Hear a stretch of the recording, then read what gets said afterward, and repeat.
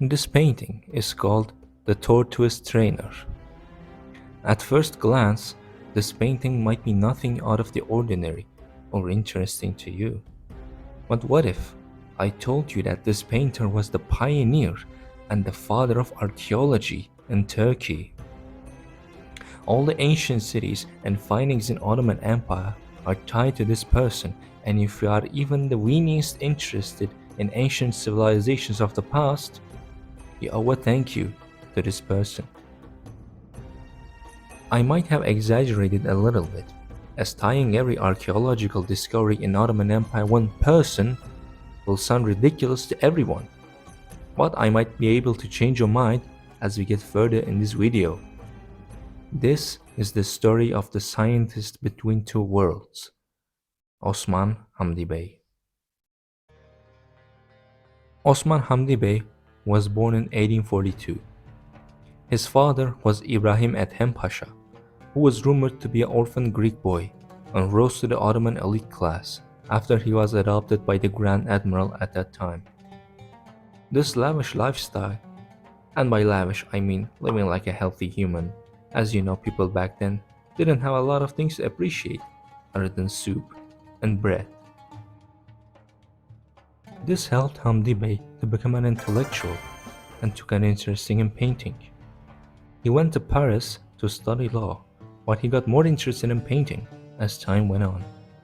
He would take painting lessons from famous French painters and did some paintings himself later.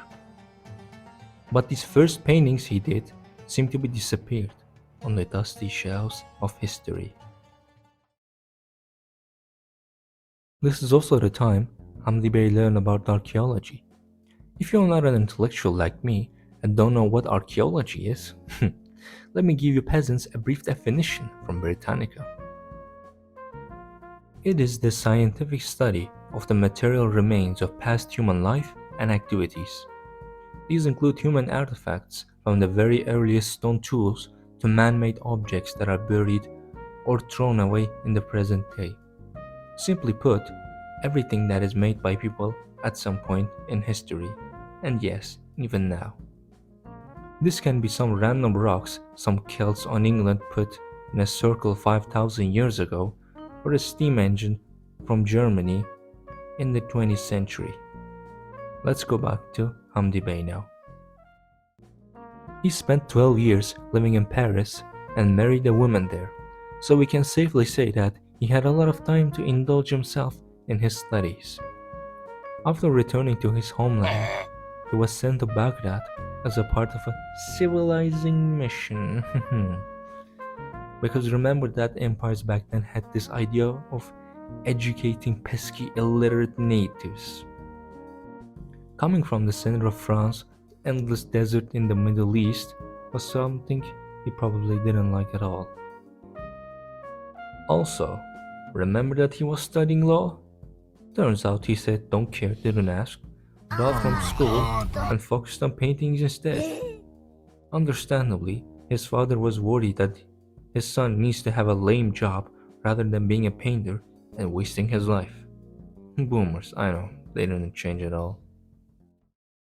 This is an important moment in his life because he was involved with archaeological studies while he was in Baghdad and invested himself in the history of the area. He studied a lot about the subjects back in Europe, but this was the first time he was having a first-hand experience, and his experiences here will come to change his life at a later date. This doesn't mean he particularly enjoyed his stay here, however.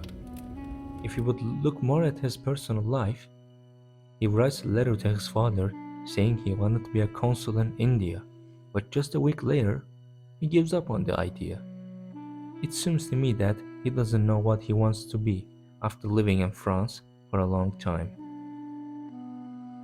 After his mission at Baghdad, his life becomes a confusing mess for another decade. There isn't a lot of data about this time, and all we know is that he jumped from one occupation after another. I am inclined to believe that the reason is simple. He didn't like the jobs he was involved with. He was getting more and more involved with Ottoman bureaucracy, and that was not something a lot of people will enjoy. especially to a painter like Hamdi Bey, who lived in Europe for more than a decade, and he considers himself to be an intellectual. Imagine having to work and taking responsibilities, am I right?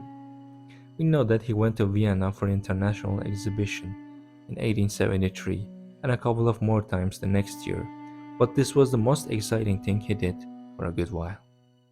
This monotonous life would change in 1881.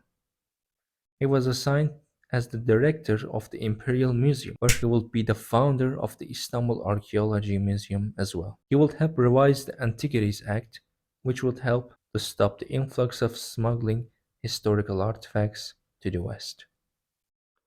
He did not lead a lot of expeditions.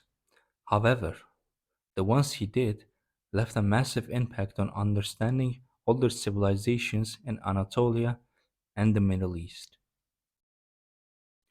Ottoman Empire was an enormous empire that tied Europe with the Eastern world. It was the segment of Europe for sure.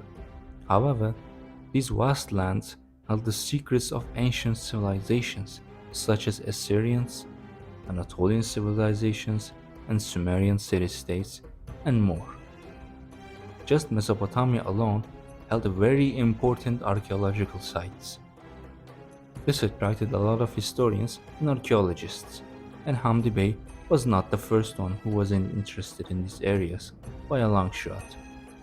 Let's see what did he find in here. His first expedition was to Mount Nemrut, currently in Turkey at Yaman. The aim was to research the statues built by an ancient Greco-Persian kingdom called Commagene. Wait, where is it? Oh, it's smaller than my hopes for the future. Anyway, let's not distract ourselves. This is where they found the stone heads of the goddesses and gods from Hellenic beliefs, and animal heads. These heads used to belong to a complete stone sculpture, of course, but all of them are lost to history. In the historical context, these statues were built by this fellow called Antiochus Theos to synchronize Greek and Persian deities. Even though his kingdom did not last long, at least it lasted longer than the Soviet Union. I will put additional resources in the description for you guys to check them out. Another and probably the most important expedition of his is the discovery of the famous Alexander sarcophagus. You see, there was this guy called Alexander in Macedon, and he did a little trolling by conquering most of the known world at that time. And he achieved all of this within his lifetime. This guy is someone you will play on CK2 and drop it after getting too bored. He is one of the most important figures in history. Anyway, let's stop simping for Alexander the Great and go back to the topic. This sarcophagus is proudly exhibited in the museum Hamdi Bey founded. However, another point, the sarcophagus doesn't belong to him, but whoever is in it is also unknown. In conclusion, Hamdi Bey contributed greatly to archaeology in the 19th century, and he will be forever missed. If you want to learn more about him, you can check the description as I will put the sources and more for you to check it. Thanks for watching the video. I'm a new YouTuber, so I would greatly appreciate it if you share the video and with your friends. Give your feedbacks. I will see you on the next video. Peace.